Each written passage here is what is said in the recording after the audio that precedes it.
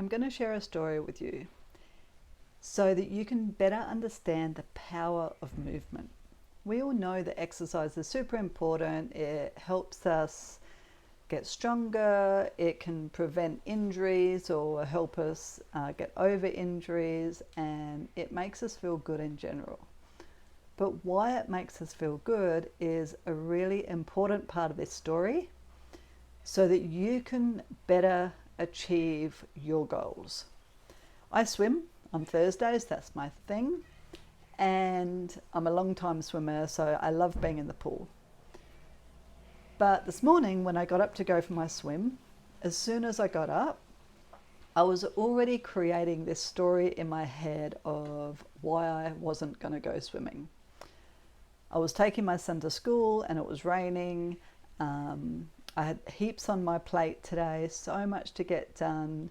The pool is probably going to be busy because of the time of day that I'm going, and I really don't have the time or energy to go for a swim. So you know what, I'll just go another day, or the next time I go, I'll just swim longer.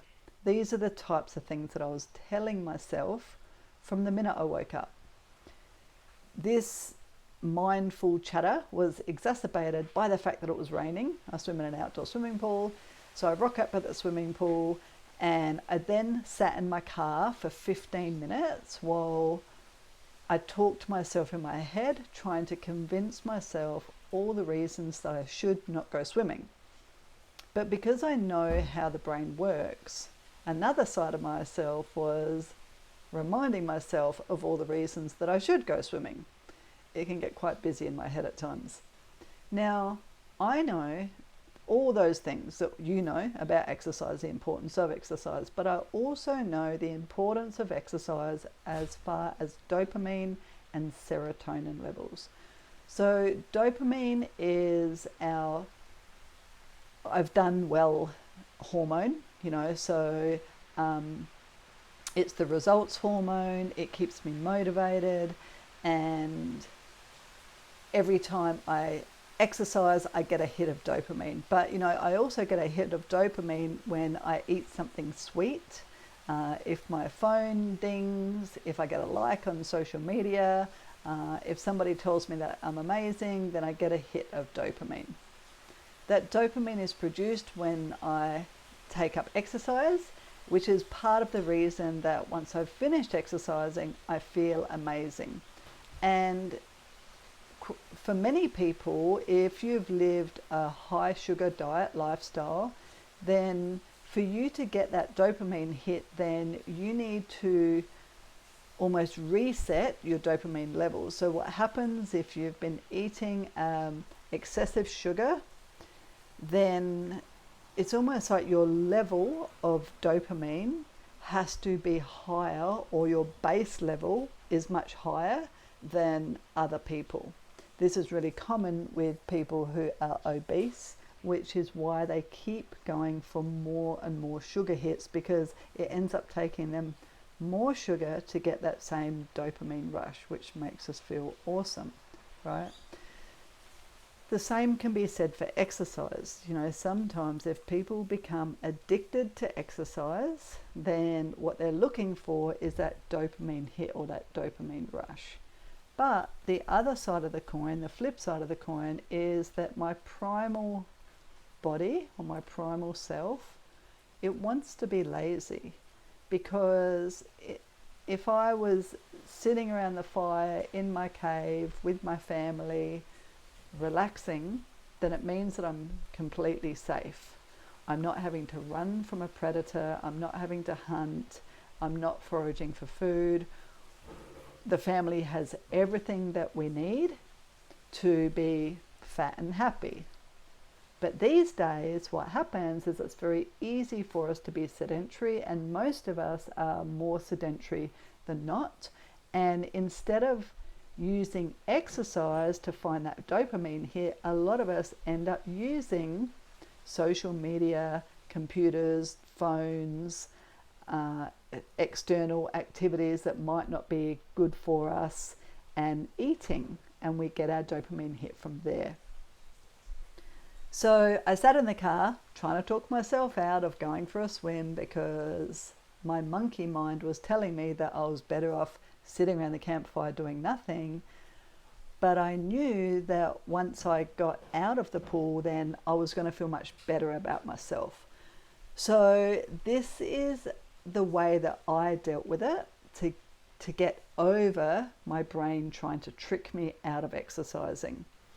First of all, to bring serotonin into it. So serotonin is my feel-good drug, my love drug. It makes me feel wonderful, the warm and fuzzies, and it's quite playful as well. So what I did was I changed considering my exercise as a chore or a job, and I changed it into play and something fun.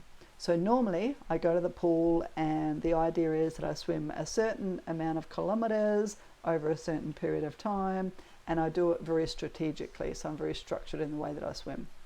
Well, my brain wasn't going to do that today because there was no fun involved in it, and that wasn't going to be giving me that serotonin dopamine hit that I was looking for. So what I did was tell myself that it didn't matter how long I swam for, it didn't matter in what sequence I did those laps, and that getting into the pool for half an hour was all I had to do, and I just had to go have fun. So that got me out of the car after 15 minutes of talking to myself, got me into the pool, and then when I jumped in the pool, I really just played around with my sequence of swimming. So I had all my gear, had my kickboard, my fins, all that sort of stuff.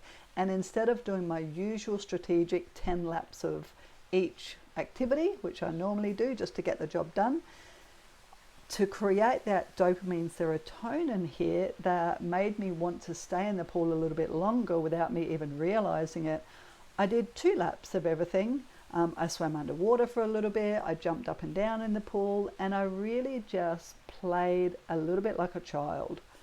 The idea is that the whole time I was moving, and that's the only rule that I put on myself, that I wasn't allowed to stand still and do nothing. In the end, I stayed in the pool for about 35 minutes, which was 35 minutes longer than what I was going to get in the pool, and I got out of that center feeling on top of the world, like I could smash out the day. I had loads more energy.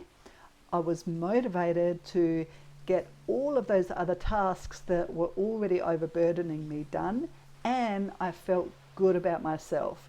So if we understand how the monkey mind can play a role in preventing us to do something, then it can be very helpful to get us to move forwards.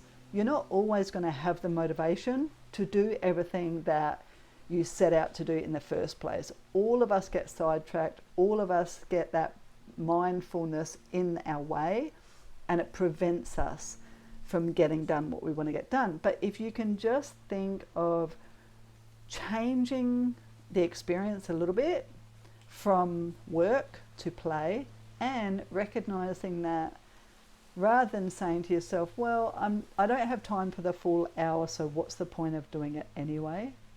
The point is getting started. So the point is to move forwards, even if it's just one step at a time. So even if I just gotten in the pool for 10 minutes today, then that is success. And what happens is I'm forging new neural pathways to help reset those dopamine levels and to help reset those habit patterns as well.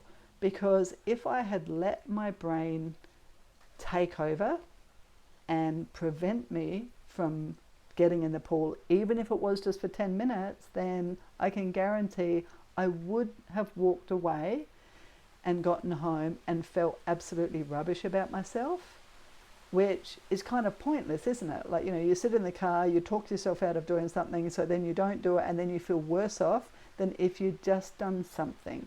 So if you've made a commitment to yourself, and on one day it is just too mammoth for you to do the entire program or the entire process, just do part of the process. I promise you, you will create those dopamine and serotonin pathways that will actually make that process easier and more attainable the next time you go to do that. Just food for thought that you're not the only one that struggles with that motivation some days. It's human nature, it's part of our primal programming, but we can do things to reprogram or recreate the scenario in our body and our brain so that we can continue to move forwards towards our goals. I'll speak to you soon.